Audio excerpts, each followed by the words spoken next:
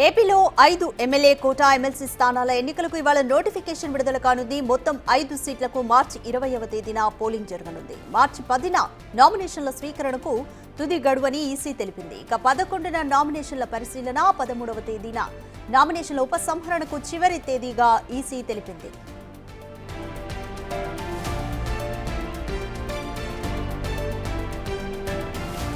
ఇక 5 MLA quota MLC స్థానాలకు కూటమి నేతల నుంచి గట్టి పోటీ ఉంది. ఇందులో జనసేన, బీజేపీకి ఒక్కో సీటు దక్కే అవకాశం ఉందని ప్రచారం జరుగుతుంది. మరోవైపు టీడీపీ నేతలు కూడా ఎమ్మెల్సీ స్థానాల కోసం గట్టిగానే ప్రయత్నిస్తున్నారు.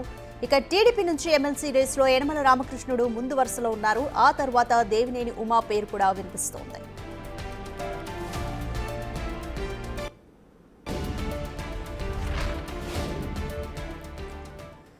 మోర్ డీటెయిల్స్ అందించడానికి మా ప్రతినిధి శివ అందుబాటులో ఉన్నారు. శివ, ఏపీలో 5 ఎమ్మెల్యే కోటా ఎమ్మెల్సీ స్థానాల ఎన్నికలకు ఈ రోజు నోటిఫికేషన్ రిలీజ్ కానుంది.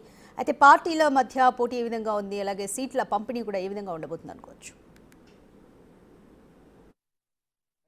మొత్తం మీద చూసుకుంటే ఆంధ్రప్రదేశ్లో ఎమ్మెల్యే కోట ఎమ్మెల్సీ ఎన్నికల నోటిఫికేషన్ మరికొద్దిసేపట్లో విడుదల కాబోతుంది. మార్చి 3వ తేదీ నుంచి, అంటే ఈ రోజు నుంచి కూడా ఈ నెల 10వ తేదీ వరకు నామినేషన్లకి గడువు ఉంది. 11వ తేదీన పూర్తి స్థల స్క్రూటినీ ఉంటుంది. 13న విత్డ్రా, అలాగే 28వ తేదీన పోలింగ్ ఉంటుంది. అంటే దాదాపుగా ఆంధ్రప్రదేశ్కి సంబంధించి ఎన్నికలు ఉండే అవకాశం లేదు. ఇనానమస్గా ఎన్నికలు జరిగే అవకాశం లేదు. ఎందుకంటే వైఎస్ఆర్సీపీకి ఇక్కడ ఆశించిన స్థాయిలో, అంటే ఏదైతే ఒక ఎమ్మెల్యేకి సంబంధించి ఎమ్మెల్సీ ఎన్నిక ఉంటే 22.75, అంటే 23 మంది ఎమ్మెల్యేల మద్దతు కావాలి. కానీ వైఎస్ఆర్సీపీకి 11 మందే ఉన్నారు కాబట్టి సో ఎమ్మెల్సీ ఎన్నికల్లో వైఎస్ఆర్సీపీ పోటీ చేయట్లేదు. 5కు 5 స్థానాలు కూటమి ప్రభుత్వమే కైవసం చేసుకునే అవకాశం కనిపిస్తోంది. ఈ 5 స్థానాలకు సంబంధించి కూడా కూటమిలో దాదాపుగా 15 మంది అభ్యర్థులు బరిలో ఉన్నారు. దాదాపుగా డజన్ మంది ఆశావాహులు క్యూ కడుతున్న పరిస్థితి కనిపిస్తోంది. తెలుగుదేశం పార్టీ నుంచి మాత్రం ఈ సంఖ్య భారీ స్థాయిలో కూడా చేరుకున్న పరిస్థితి కనిపిస్తోంది. ఇంకా భారతీయ జనతా పార్టీకి ఒకటి, జనసేనకు ఒక స్థానం ఇవ్వాలని చెప్పి కూడా దాదాపుగా కూటమి ప్రభుత్వం, అంటే 3 పార్టీల మధ్య ఒక నిర్ణయానికి వచ్చినట్టు తెలుస్తోంది. భారతీయ జనతా పార్టీకి సంబంధించి ఉత్తరాంధ్ర నుంచి ఎమ్మెల్సీ మాధవ్కి, అంటే మాజీ ఎమ్మెల్సీ మాధవ్కి ఇవ్వాలని చెప్పి కూడా ఆ పార్టీ దాదాపుగా ఒక నిర్ణయం తీసుకుంది. ఇక జనసేన కోటాకి సంబంధించి కూడా ఎమ్మెల్సీ సంబంధించి కూడా ఏదైతే ప్రస్తుతం నాగబాబు ఉన్నాడో నాగబాబుకి ఇవ్వాలని చెప్పి కూడా నిర్ణయం తీసుకున్నారు. ఇప్పటికే ఆయనకి ఎమ్మెల్సీ ఇచ్చి మంత్రిని చేయాలని చెప్పి కూడా కూటమి ప్రభుత్వం నిర్ణయం తీసుకుంది. ఇదే అంశాన్ని చంద్రబాబు టీడీపీ అధికారిక లెటర్ ప్యాడ్ నుంచి కూడా గతంలో విడుదల చేశారు.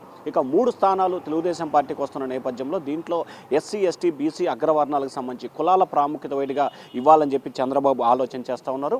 3 ఎమ్మెల్సీ స్థానాలకు సంబంధించి ఒకటి జనరల్, ఒకటి బీసీ, ఒకటి ఎస్సీకి ఇవ్వాలనేది టీడీపీ ఆలోచన కనిపిస్తోంది. ఒకవేళ భారతీయ జనతా పార్టీ ఇటీవల రాజ్యసభ ఎన్నికలకు సంబంధించి కూడా ఒక ఖాళీ ఏర్పడింది విజయసాయిరెడ్డిది. అది గనక రాజ్యసభ స్థానం విజయసాయిరెడ్డి బీజేపీ కనుక తీసుకుంటే 4 ఎమ్మెల్సీ స్థానాలు టీడీపీకి వస్తాయి. టీడీపీ కూడా 4 ఎమ్మెల్సీ స్థానాలు కావాలని చెప్పి కూడా పట్టుబడుతుంది. ఒకవేళ భారతీయ జనతా పార్టీ ఒక ఎమ్మెల్సీ తీసుకుంటే 3 వస్తాయి. దాదాపుగా తెలుగుదేశం పార్టీ కూడా 3 స్థానాలకే నిర్ణయం తీసుకుంది. దీంట్లో ప్రధానంగా ఎస్సీకి సంబంధించి కూడా గత కొంతకాలంగా తెలుగుదేశం పార్టీ క్రియాశీలంగా వ్యవహరిస్తూ దాదాపుగా తెలుగుదేశం పార్టీలో ఏ సమస్య ఉన్నా నేనున్నా అంటూ కూడా వర్ల రామయ్య ఉన్నారు. ఆ తర్వాత ఎస్సీ సామాజిక వర్గానికి సంబంధించి కూడా జవహర్ ఉన్నారు. ఆయన గత ఎన్నికల్లో టికెట్ని త్యాగం చేశారు. ఎందుకంటే ఆయన గతంలో కొవ్వూరు, ఆ తర్వాత తిరువూరు నుంచి పోటీ చేసి కూడా ఆయనకు మొన్నటి ఎన్నికల్లో టికెట్ ఇవ్వలేదు. నామినేటెడ్ పోస్టుల జాబితాలో కూడా ఆయనకి ఏమీ ఇవ్వలేదు. కాబట్టి జవహర్ అలాగే వర్ల రామయ్య వీరిద్దరిలో కూడా ఒక పేరును ఖరారు చేసే అంశాన్ని కూడా టీడీపీ అధిష్టానం పరిశీలిస్తుంది. అయితే జవహర్ వర్ల రామయ్యతో పోల్చుకుంటే జవహర్కే కొంత ఎక్కువగా అవకాశం. ఎందుకంటే వర్ల రామయ్య కుమారుడు మొన్న పామూరు అభ్యర్థిగా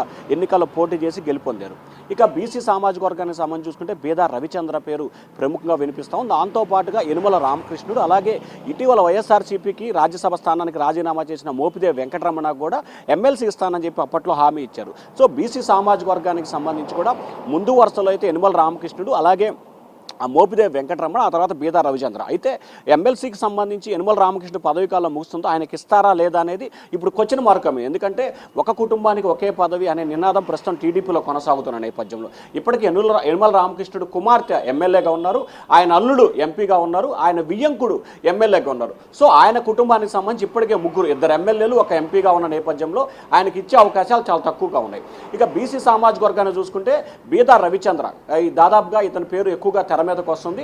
అతను కానీ లేకపోతే ఎమ్మెల్సీ రేసు సంబంధించి మోపిదేవి వెంకటరమణ వీళ్ళిద్దరిలో ఒకరికి ఇచ్చే అవకాశం కనిపిస్తోంది. ఇక ఓసీకి సంబంధించి కూడా చాలా పేర్లు తెర మీదకి వస్తున్నా కానీ అధిష్టానం మాత్రం 2 పేర్లనే పరిశీలన చేస్తుంది. ఒకటి వంగవీటి రాధా, 2 పిఠాపురం వర్మ.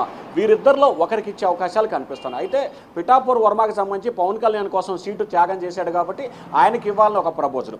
అలాగే వంగవీటి రాధా విషయంలో 2019లో వైఎస్ఆర్సీపీ వదిలిపెట్టి టీడీపీలో చేరారు.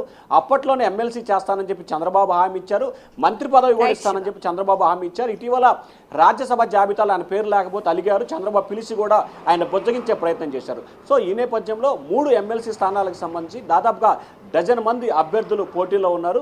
ఎవరు అదృష్టవంతులు అనేది ఇవాళ రేపట్లో తెలిసే అవకాశం కనిపిస్తూ ఉంది. రాధిక. Thank you Shiva.